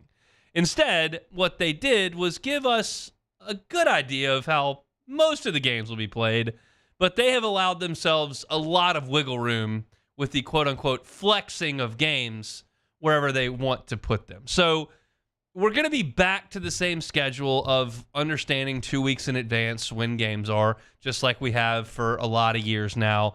We know that 2 weeks before on that Monday, we get a bunch of game times. And I honestly, quite frankly, as someone who's here to break news, react to news, dissect news, getting that information every Monday during football season is kind of part of my week. It's part of my routine to sit there and wait for the SEC to, one, tweet out the players of the week. You got the offensive player of the week, got the defensive player of the week, you got the special teams player of the week, got the freshman of the week, and then they send those tweets out. And then right after those tweets come out, we get game times for a week from that coming Saturday. And that was just part of the week. And I'm okay with that. But I thought we were going to change it this time around. That turns out wasn't the case. But we did get some news about LSU. So I'll relay that to you if you have not gotten it. We found out a couple of weeks ago that LSU's opener against Southern Cal was at 6:30 Central, that LSU's home opener against Nichols in Week 2 was at 6:30 Central, and that LSU's SEC opener, which is in Week 3 at Columbia, South Carolina, would be at 11 a.m. Central. We had those 3 game times. And we got a couple more. LSU's going to play South Alabama in Week 5 at 6:45 p.m. LSU hosts Ole Miss. That game is going to be at night in some capacity. At some point between 5 and 7 p.m., LSU will play Ole Miss. That's going to be one of the biggest games in Tiger Stadium on the year. There's a really good chance Ole Miss comes in undefeated in the top 5 of the country. You can paint a picture where they're number 1 or 2 in the country, depending on how things shake out. And that game's going to be at night in Tiger Stadium. The following week, LSU is heading to Fayetteville to play Arkansas. That game will also be at night. Not that you care as much about a road game, but that game will be at night. And then we know that LSU hosting Vanderbilt the Saturday before Thanksgiving on November the 23rd, that game will be at night as well between 5 o'clock and 7 o'clock. So the home game information that we got was South Alabama at 6:45, Ole Miss at night, and Vanderbilt at night. Everything else is still up in the air. LSU's home game with UCLA is going to be either in the afternoon or at night, sometime between 2:30 and 7. LSU's road game at Texas A&M, which is in October on the 26th, right before the bye, is either going to be between 2:30 or 7 p.m. afternoon or night. LSU's home game against Alabama, you might be interested in what time that game's going to be played. Well, it'll be sometime between 2:30 and 7. LSU's going on the road to face Florida in November this year on the 16th, sometime between 2:30 and 7. And finally, LSU's going to welcome Oklahoma into Tiger Stadium on November the 30th in the regular season finale. I cannot wait for the environment of that day. As much as I love Auburn coming out of that tunnel, Bama coming out of that tunnel, as much as I love to see Tennessee or Texas A&M on the field in Tiger Stadium and the pageantry and all that's involved in that, I've never seen Oklahoma in Tiger Stadium. And I will the final week of the regular season, and it will be between 2:30 and 7 in the afternoon or at night. They flexed UCLA, Ole Miss, A&M, Alabama, Florida, and Oklahoma. 6. 6 they flexed. And they have that right. Again, I was a little surprised. I thought we were going to get all the game times. That was really dumb of me to think that was going to be the case. Of course, they're going to want to manipulate game times when they have a better understanding of who's out there on the field. Like, for example, we have very little idea what Florida is going to look like on November the 16th. It's conceivable that LSU at that point will have played 9 games. Florida could be 3-6 at that point. They really could. They could be 7-2 and on the rise with Billy Napier. But you don't really want to set that game time right now. They know that Vanderbilt is not going to be very good, and they're going to let LSU play that game at night, so they go ahead and lock that one in. But all the teams that have any wiggle room whatsoever, UCLA with a new coach, Texas A&M with a new coach, Alabama with a new coach, Florida, who knows what they're going to be, Oklahoma could be a great game with playoff implications, could be a couple of teams who have failed to live up to expectations. They allowed themselves wiggle room on all of those. What you do know for sure, though, is that LSU is not playing multiple 11 a.m. kickoffs. They will only play one that's in Columbia, South Carolina in Week 3. And I talked about that a couple of weeks ago when they made that announcement. I like that.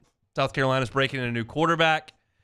They've got a lot of new transfers on the roster. If you're listening to Moscona's show yesterday, he was talking about how many transfers in South Carolina has. They're kind of in Ole Miss's boat. Well, if I'm going to get them, I might as well get them in Week 3 when they're trying to figure some things out. And I respect South Carolina's fan base, whether their team's good or not. They show up no matter what. And so if I'm going to have South Carolina in a passionate fan base, I might as well put them at 11 o'clock in the morning. So I like that. Can you imagine if UCLA in September in South Louisiana gets that 2:30 start time? That's what I'm pulling for. One, y'all know how I feel. I'm the post-game show host. They play at 8 o'clock at night. I'm not off the air till 1:30 in the morning. Not my favorite thing in the world. I'm perfectly willing to sacrifice it more often than not for huge games, but I also don't throw a fit when we play it in the afternoon. I don't throw a fit. If they put the Alabama game at 2:30, I'll be a little bit bummed. I'm happy that the Ole Miss game's a night game. I'm with you there. Don't get your pitchforks out. But if we're going to play UCLA in September, those SoCal boys, I might as well play it at 2:30 in the afternoon. I know y'all want all day to tailgate. I know it's hot for y'all in the stands too. I'm really not considering y'all's needs in this. That's just me being candid. I'm considering the opposite of UCLA's needs. In my head, I'm thinking of the UC Irvine 2008 Super Regional, where their center fielder literally went into full body cramps and had to be taken off the field. Now, I'm not suggesting massive health complications for the entire UCLA football program. I don't want that. That's bad. But some elements, okay. If I'm allowed myself to think about LSU playing in a first-round playoff game at Wisconsin in late December, I can at least think about the advantages LSU might have on September the 21st, playing when it's 94 degrees with the humidity at 69, 78%, when UCLA's been sucking on that Southern California air all the training camp. Maybe it's at 2:30, maybe it's a 7 o'clock game. We do know that the SEC has made it a point with LSU to try to put games at night when possible. Now, sometimes Tennessee comes to town, and it's a really big game, and LSU's at 11 o'clock in the morning. And sometimes CBS has got to have you, and they take you at 2:30. And it's not all the time. But more often than not, far more often than most teams, LSU does play at night. And they're not playing any home games at 11 o'clock. And the only games that are at home that might be in the afternoon are UCLA, Alabama, and Oklahoma. Everything else is at night. You know Nichols is at night. You know that South Alabama's at night. You know Ole Miss is at night. And you know that Vanderbilt's at night. So it's not all the information. We'll see. But nothing that's earth-shattering in a negative sense when I look at this schedule. There's nothing I can point to and go, that sucks. You know that you're getting the Rebels at night, and my gut is that you probably get Alabama at night and Oklahoma at night as well. We'll see. As I sit here today in early June, I don't know exactly how they're going to manipulate the windows. We knew for years and years and years and years the 2:30 CBS game was the cream of the crop. I think now, because it all comes under one network, they can kind of manipulate times. Well, George would rather play at 2:30. We're going to put Saturday night in Tiger Stadium on TV. We'll switch those. You know, we got Tennessee, Georgia this week. We'll put them in the afternoon. And more often than not, I think when LSU is in the mix, they'll get pushed later in the day. That's my guess on this thing. But we'll have to see. If you're looking for the 2024 game times and what is announced and have missed a little bit of this, you can find it on Twitter. A lot of people have been tweeting it out, but LSUsports.net has it up on their homepage as well. So there's some game times out for football season, which will probably get here sooner than I think. But as we sit here in June, it feels like a very, very distant thing. We'll see. When we come back, we will talk some football. The Saints in mandatory minicamp. Sharie Ishee covering things for WDSU, and he is with us coming up next. You are now listening to The Hunt Palmer Show. Every shot, every goal, ESPN Bet has fans covered for the biggest moments on the road to the championship. The exclusive sportsbook of ESPN is the only place where you can find special offers and promotions from your favorite ESPN shows and personalities throughout the playoffs. New users can get a bet reset up to $1,000 in bonus bets if your first bet doesn't win. Catch that again. If you're a new user, download the app. A bet reset up to $1,000 in bonus bets if your first bet doesn't win. You can't beat that. So download ESPN Bet today. What a play. Must be 21 or older. Gambling problem? Call 1-800-522-4700. In partnership with the Bears Lake Charles. Terms and conditions apply. See app for details. Our listeners fire off their opinions on the jimsfirearms.net hotline at 499-1045. Keep listening for your next chance to shoot us your thoughts with the jimsfirearms.net hotline on 1045 ESPN Baton Rouge. The Windsor Senior Living Community in Mandeville, Louisiana is a beautiful, vibrant apartment community geared toward seniors. They are nestled right in the heart of Mandeville, where seniors live a more carefree lifestyle in spacious apartments with the peace of mind that comes from having a little extra help. Call the Windsor at 985-624-8040 to schedule a lunch and tour. Come see how the Windsor can be your passport to peace of mind. There it is, the extra mile, on the border of expected and extraordinary, for those willing to go further, like vans customized for work or play, with safety and tech to keep you connected, supported by a 5-star sales, service, and finance team, and backed by the 1-star you know. So go the extra mile. It's never crowded, because so few have what it takes to go there. Mercedes-Benz Vans. Gulf Coast Office Products is a nationally recognized Savin office equipment dealer based right here in Louisiana. Over 100 employees strong, Gulf Coast has the boots on the ground to support all vertical markets, from education, engineering, legal, and finance. With the latest in office technology, from desktop to production segment units, Gulf Coast and Savin have the perfect fit for you. Call 225-756-2644. That's 756-2644 for Gulf Coast Office Products. When it comes to ending cancer, we push forward, always working together for you. That's why our cancer experts at Ochsner have clinically integrated with MD Anderson Cancer Center. This means advanced cancer care, including access to life-saving clinical trials and integrating care to treat the whole you. Introducing Ochsner MD Anderson Cancer Center. Long live you. BRAC teamed up to reimagine your parks, and you imagined big. With your help, we went to work, creating 12 beautiful community parks across the parish. A family-sized water park, miles and miles of trails, and parks just for your dogs. There are more places to splash, to explore, to run wild, and even soar. You imagined, we delivered gold. BRAC, your #1 park system in the nation.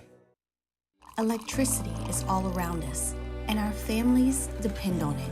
Every day is sparked by the power of a cold drink or a warm meal, a movie night, and a comforting light at the end of a dark hallway. From sunrise to sunset, playtime to bedtime, our team is ready to take care of your electrical needs, even in the case of an after-hours emergency. Join us for the Wednesday edition of Live at Lunch. We are at Snow's Seafood and Steak on Airline Highway in Gonzales. Wes Reynolds from VEASAN previews the U.S. Open. Scott Rabelais is with us, and professional sports handicapper Randy McKay. Live at Lunch, 11 a.m. Wednesday from Snow's on 104.5 ESPN Baton Rouge.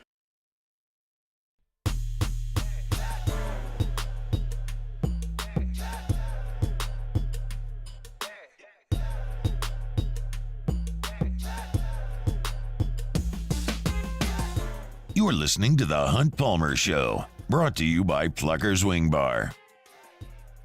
Moving right along, Tuesday edition of the Hunt Palmer Show. Sharie Ishee, WDSU down in New Orleans. Saints cranked up mandatory minicamp today. Dennis Allen met with the media. Sharif's here to tell us about some of it. Joining us via the Jim's Firearms Hotline. Sharif, how are you? I'm good, man. I'm good. Mandatory minicamp these next 3 days, and then it's summer hibernation until July 24th, and they kick off training camp in Irvine. Let's talk about it. To me, the big story was the attendance more so than the actual football. Marshawn Lattimore in attendance, Ryan Ramczyk not in attendance, Alvin Kamara in attendance. What did all of that tell you? It told me, well, we'll start with the obvious two guys who weren't there for OTAs, which obviously are voluntary. You don't have to be there, but they've always shown up for mandatory workouts. They have never missed their mandatory workouts unless it was an excused absence, and I don't remember them missing any mandatory workouts. But, Dennis Allen said it's a positive to have both guys in the building and on the field as they, try to make a push here, especially on the offensive side with Alvin Kamara getting into the mix in Clint Kubiak's system. He looked explosive today. It was just, you could just tell Marshawn was loose, smiling, happy, in front of the cameras at least. And look, maybe things get better with time here with Dennis and Marshawn Lattimore as they push forward to training camp and when the season starts. As they would say, Hunt, winning cures everything. But we're so far away from that, man. We're far away from. But it's good to have them both here and not have to talk about them getting fined and then why are they not here. Can we completely put to bed any indication that Marshawn Lattimore might not be on the Saints roster in the fall? No, he's going to be there. Okay. I mean, at this point, he's going to be there. If anything, maybe after the season, and I still think that's a big cap hit after the season. But it all depends on how the season goes, man. Look, if this thing goes sideways and they go 6-11 or 7-10, and it just implodes, people are going to get fired. Yeah, I mean, of course they can do it. I mean, because they're going to have a lot of unhappy people in the locker room, and they're probably going to want to move away from those guys. But as of now, I'd say he's on the roster for the whole season. As would I. Ryan Ramczyk is a little bit of a different story. And look, I think the indication that we got from a lot of analysts was that they're just going to proceed as if Ryan Ramczyk's not going to be on the team. And if he does show up, that's gravy. Is that the way that you are seeing it at this point? Yeah, I mean, for Dennis Allen to say that the update is the same as it was last time, no progression and no regression, pretty much what he said. So it's still the same. And to me, I'm moving forward as if he's not playing right tackle this year for the Saints, and a possibility of maybe him retiring before the season starts. That's just my assumption. I'm just guessing at this point that if he isn't going to play, maybe he is retiring, and that knee can't fully heal. So yeah, I just don't see him playing. I think that if it hasn't gotten better, and I just and with 6 weeks away from training camp, I just don't see it. I just don't see him coming back on the field. Let's talk about Pete Werner, because he made a couple plays today. That's what Twitter tells me. And the Saints have not been super aggressive in adding at the linebacker spot with an aging Demario Davis and with Werner there. How important is Pete Werner to the Saints defense? Well, Dennis Allen talked about this last week, mentioned that it wasn't the year for everyone. No one really had that year. I mean, outside of probably Carl Granderson on that defense, it really made that big splash. And year 4 for Pete, and he says that Pete has to find a way to take that next step. And last year, maybe kind of fell back a little bit, and they would expect it, with that linebacker room a little thin, and just 3 real guys in that defense. They expect that, Pete takes that massive, not just big, but massive leap this year in year 4 when he has Willie Gay and Demario Davis on his side. So, it is a thin room. It really is a thin room, and they've got to hope and pray that they don't have any injuries. But that is one of the key guys, because he's the younger guy in terms of all the guys on that defense and that linebacker crew. So, he's got to figure it out. Half a sack, 93 tackles. I think you got to up those numbers up quite a bit. He had that 1 pick, but I think that Pete Werner has to really start showing that he's capability of taking over that defense one day. I like the Willie Gay signing a ton. I think it's very low risk, and I think he's a very good player. And Demario's been Demario for a decade now, it feels like, and he hasn't really shown any signs of slowing down. But do you feel like with those 3 that they're still going to have to find another 1 or 2 linebackers to bring into camp that might actually help them? Not just camp bodies, but somebody that may play. Yeah, sure. Of course. You got Nephi Sewell back there, but that's also, a guy you got undrafted, DeMarco Jackson. If that's what they're leaning on, maybe that's they're thinking. Those guys would be their possibility of guys who can play out there. But I wouldn't mind them bringing in another linebacker. If they're going to have those 2 other guys plus your 3 starters, I'm bringing in another guy, bringing in another vet. Like you talked about, bringing in David Bakhtiari for Ryan Ramczyk, kicking the tires on that. Why not? If you can get somebody at a good price that's a veteran, you do it. You're not going to be able to play 3 linebackers all year and escape without an injury. Injuries happen. So I'd like for them to bring in at least a younger veteran. At this point, do you feel like Chase Young's been to be ready for training camp? The update's coming up. He says in another week he's got to go do a checkup with the doctor that did the surgery. I'd say maybe this is going to be tough. I'd like to hear the update first. But I'm just going to guess it's going to take a couple weeks into training camp, probably the first week of August. That would be a great timeline for him because he had their surgery in March. That would give him, 5 months? So, you would hope that he could be there for the start of camp, maybe missing the first week. But I will put the realistic expectations week 2.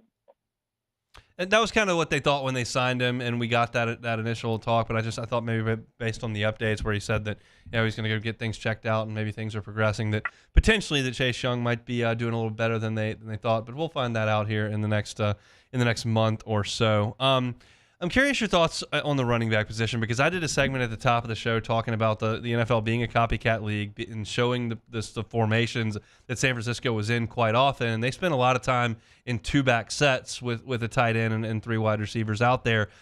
Your thoughts on how the Saints will utilize their running back stable at this point? Look, I tell you what, I know I really like Kendra Miller. I do think they can use that 1-2 punch with Alvin and Kendra, and then, of course, you got the power back in Jamal, who had an off year last year after leading the NFL in touchdowns a couple of years ago. I think they're set there. I do like what Clint has to work with those three running backs. I mean, I think Kendra is like a Alvin Kamara Jr. I mean, he's like a version of Alvin Kamara. So during some of these OTAs and even this first day of mandatory minicamp, you see that he's smooth in catching the ball. He can run decent routes. So I think Clint's going to have a chance to go out there and show everyone that he can use both Alvin and Kendra in the passing game, or even line them up in the backfield together, or line up Alvin in the slot and have Kendra in the backfield and pose some problems for defenses. Then that's something optimistic, and it's something fans and the team should like, and defenses should really hate if those guys are on the field together. He's Sharie Ishee, WDSU down in New Orleans, talking Saints. They're in minicamp today, tomorrow, and coming up on Thursday, and then they'll break for the summer, and it'll be time to get ready for training camp here in late July. All right, Sharif, you found out that Paul Mainieri's taking the South Carolina job. You covered Paul here for many years in Baton Rouge. Your thoughts as he's getting back into the game? A little shocked. I mean, I think everyone I've talked to, some of his former players were also a little shocked that he took the job. Not that he can't coach. Like Mikey Mata, me and him were on the same page. Not that he can't coach. We just thought that, at 66, maybe he said, I had enough, won a championship, had a successful career. And we all know he retired because of the health issues. Maybe he's just feeling healthy. And like many coaches, they still have that itch to go out there and coach. It's a good program. Ray Tanner's a good friend of his. I know they haven't won a championship since 2011, but still they can recruit. And he's probably going to surround himself with good coaches and learn to use the transfer portal and deal with NIL. I'm a little shocked, but I'm not surprised at all that, he probably got a little tired sitting there for 3 years, but it's a good program to get back into. And, of course, I'm a big fan of Paul Mainieri. I have nothing bad to say about him. Anyone who's going to be covering him in South Carolina is going to get a lot of great access and great stories and long, long press conferences, but it's going to be entertaining. And I loved it, man. Look, I love Mainieri.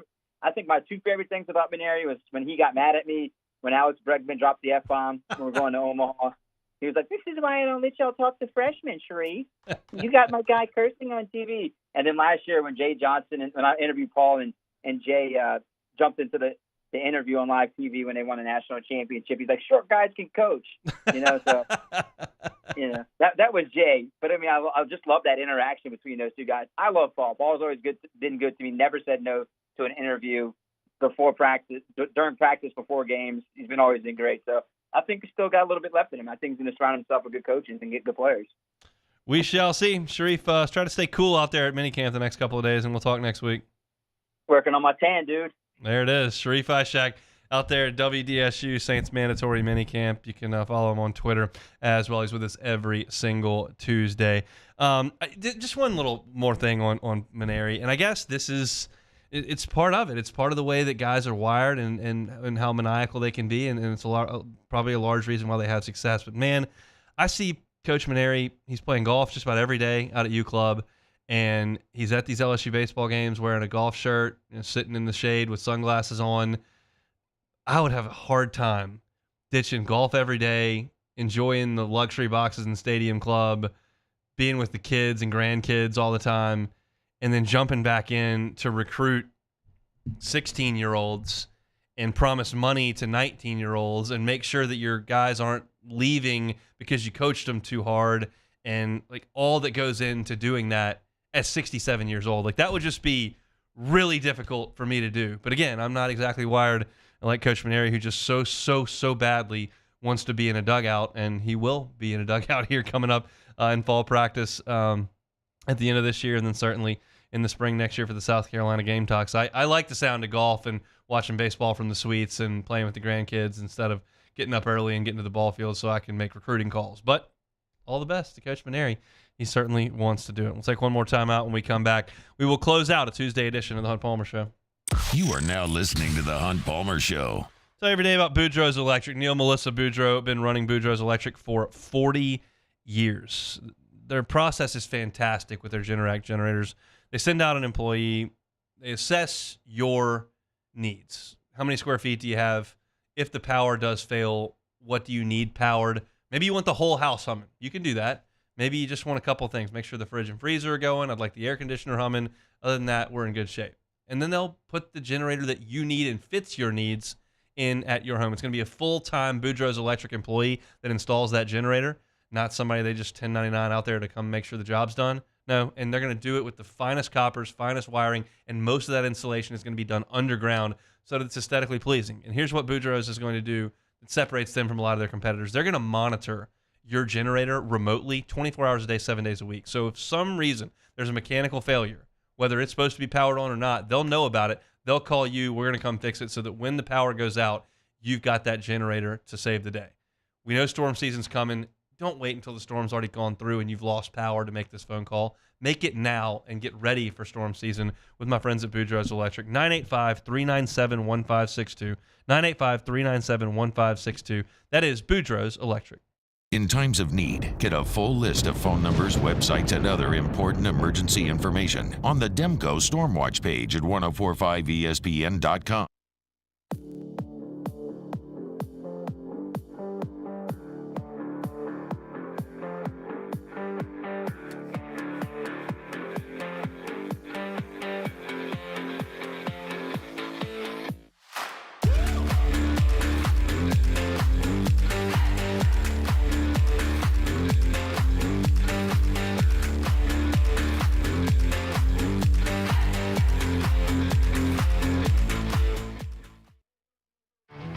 There it is, the extra mile, on the border of expected and extraordinary, for those willing to go further, like vans customized for work or play, with safety and tech to keep you connected, supported by a 5-star sales, service, and finance team, and backed by the 1-star you know.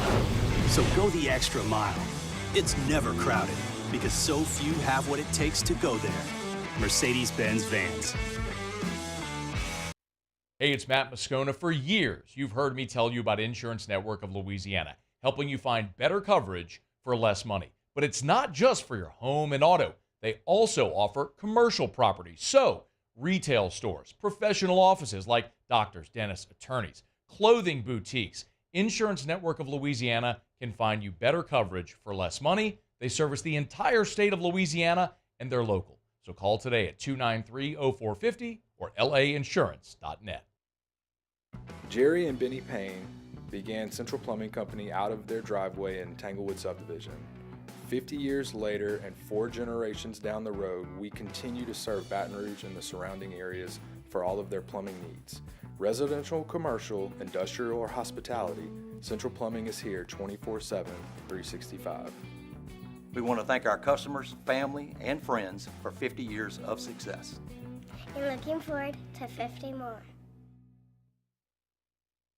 Farming is a way of life for us. It's not something we get up in the morning and dread going do. It's just something we go to bed at night looking forward to getting up to go do.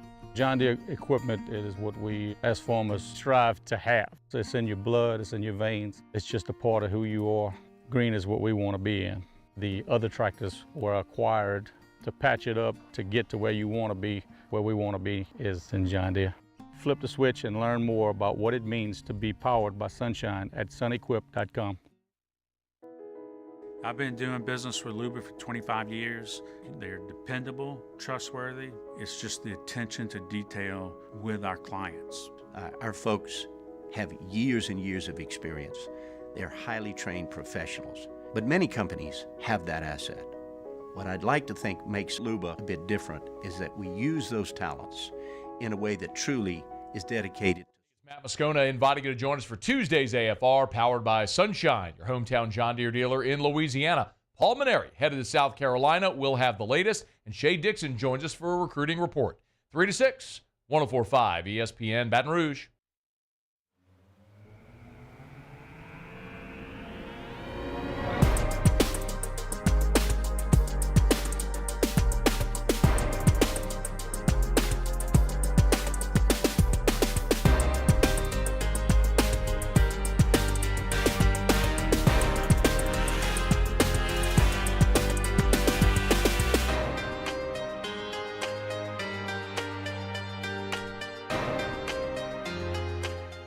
It's the MLB on ESPN Radio. The Red Sox host the Yankees Saturday at 6:15 and Sunday at 6 p.m. And the NBA Finals also here on ESPN Radio. The Mavericks will host the Celtics Game 3 tomorrow night at 7:30 right here on 104.5 ESPN Baton Rouge. This is the Hunt Palmer Show, brought to you by Plucker's Wing Bar. Shout out to the folks over at Plucker's, Breggie's Creole Crush. Fantastic sauce over there. They've had it since baseball season started, so hard to say it's a new sauce now. It's about 4 months old, but it is really good. If you haven't tried it, get on by Plucker's. 2 locations, Nicholson's just south of campus, Bluebonnet in front of the mall, Louisiana. You want to watch some NBA Finals tomorrow, want to watch College World Series over the weekend, just want to watch some MLB baseball, get on by Plucker's. Fantastic food and drink. Always got great sports on TV. And tonight, sports trivia, Nicholson location, 8:30. Grab a team, come by yourself, win some Plucker's gift cards, drink some ice cold beer, eat some awesome food, have generally quality time like we do every single Tuesday. What's the theme going for tonight? I don't have any themes yet. Okay. I usually write my questions after work, so we'll get something done. I usually try to be fairly timely with it, so we'll probably do some NBA Finals, probably do a U.S. Open round, even though maybe not because that's generally kind of tough. And then we always throw an LSU round at the end. So that's kind of where we are. That's where things will rest this evening. So if you're interested, come on out at 8:30. Nicholson location. We'll have you out of there by 10 o'clock. All right, Beck, let's play some Take It or Leave It. All righty, first one here. Tiger Woods has his son Charlie inside the ropes during practice rounds for the U.S. Open this week. No one has seen me hit more balls than him. 15-year-old Charlie can help his dad. Take it or leave it. I'm going to leave that. I don't know if Charlie's the swing coach that Tiger needs at this point in his career. I think it's really cool that Charlie gets that experience to go out there, and he's playing in practice round with Spieth and Ricky and JT yesterday. And I think Minwoo Lee was in their group today with JT. So, it's cool for Charlie to get to do that. But as far as him really dialing Tiger's swing in, I think that that's probably a little ambitious for the 15-year-old. Probably so. All right, last one here, a little short edition of Take It or Leave It. 16-time hot dog eating champion Joey Chestnut has reportedly been banned from the upcoming Nathan's hot dog eating contest in July. The reason is because Chestnut recently signed an endorsement deal with Impossible Foods, who make plant-based imitation meat products, including hot dogs. Take it or leave it. I mean, there's so many levels to this. I don't even know where to begin. I think if you're Joey Chestnut and you've won the Nathan's hot dog eating contest 440 times, like who cares? Impossible Foods is going to give you a 7-figure deal. Yeah, I'll take that. That's good. Do I want to eat hot dogs that are made out of plants? Probably not. Although it's not like hot dogs are made out of super appetizing things anyway. I will say I had the Impossible Whopper at Burger King, How and was it's that? the same. And it's pretty good. It's not bad. Look, I'm not like completely opposed to the idea of Impossible Foods. Am I in a hurry to go try it? No. Do I think this makes the hot dog eating competition more interesting? Also, no. Even though it's more It'll be more open. competitive. Yeah, more competitive. But- Like, I just want to see how many Joey Chestnut can eat. Yeah, exactly. Like Joey Chestnut is the draw. It's like Tiger Woods was to the PGA Tour. You weren't no one cared about watching it unless Tiger was playing. Right. And I think, like, have you ever, so sports science, remember, like, John Brinkus Yeah, used to do yeah. that thing? And, like, they did a lot of really cool ones. They did Drew Brees' like, accuracy, the ball Yep. wobbles at a certain degree, and, like, they did a lot of things with sports science. I think maybe the most interesting sports science they ever did Was on him, Joey. making that artificial stomach and jamming 74 hot dogs or whatever it was in there to see what that looks like inside what the size of a human stomach. And the fact that he was able to do that still defies science, basically. Yeah, pretty much. He's the phenom of food eating. How many minutes they get? 10? 8? It's not long. I think it might be like It's 8 or 10 minutes, like probably. 8 or 10. Yeah, maybe even less, honestly. You think I could eat 5 in 10 minutes? 5. I mean, come on, 5. Can I eat 5? You could I do can do 5. 5? You could do 5. That seems like a lot. It in 10 minutes? It seems like a lot. Well, how but, many could I eat? I mean, let's think about it this way. So, like, how many bites do you think it would take for you to do hot? Like 3 or 4? So if I'm gonna do it, like I'm probably gonna do it like him and eat the bread and then Yeah, eat the. I'm yeah. not gonna like take a huge hot dog bite. Right, that's right. gonna be time prohibited. So I'll probably do it the stupid way. That's disgusting. If I'm really trying to eat as many as I can, but I mean, I You could do 5. I think the max is like 6. If I'm trying to push the limits, 6 or 7, but I think I'm settling closer to 5. Wow. In that time frame. Yeah. Be like, if I got to sit there for 30 minutes, I could probably eat more hot dogs, and I don't really want to. I probably could. It's kind of got off track from the impossible hot dog, but I'm not opposed. Yeah, I remember reading. I remember an article came out a few years ago. It said like every hot dog you eat takes like 5 minutes off your life or something like that. Then Luke Johnson's about Honestly, time's up. He better make some arrangements with the local funeral home and he used to tally his chili dogs during baseball season at the box, and the number got pretty high over a 56 game season. So yeah, that's not great. But yeah, I mean, somebody was saying like this is like live for golf, like because he's leaving for the impossible hot dogs instead of Nathan's famous. So that's it for Take It or Leave It here on this Tuesday. A lot to get to. We had a lot of different topics on today's show, which I think is the fun of the summer. I love being in the middle of football season when we're just hammering football segment after segment. I love being in the middle of baseball season, late in the baseball season, where we're talking about that just about every single segment. But today, talked Paul Mainieri going to I want to say Southern Cal every time. Paul Mainieri going to South Carolina. Talked about NFL teams and their motion tendencies, formation tendencies, and what that may mean for Clint Kubiak. Glenn West talks some LSU baseball with us as Jay Johnson met with the media. We talked about Marshawn Lattimore reporting to mandatory minicamp, Paxton Kling in the transfer portal, football game times announced for the fall with LSU, Sharie Ishee talking Saints.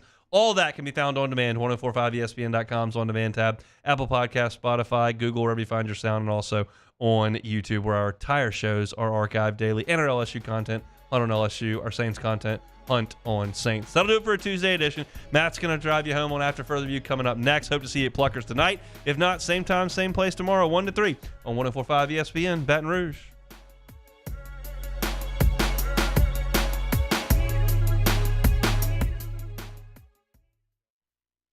Gulf Coast Bank & Trust is giving our customers the power to bank anywhere, anytime during this challenging event. And we're right there with you. Our mobile banking app is a smart way to manage your money and time. Gulf Coast Bank & Trust, the bank that cares about you.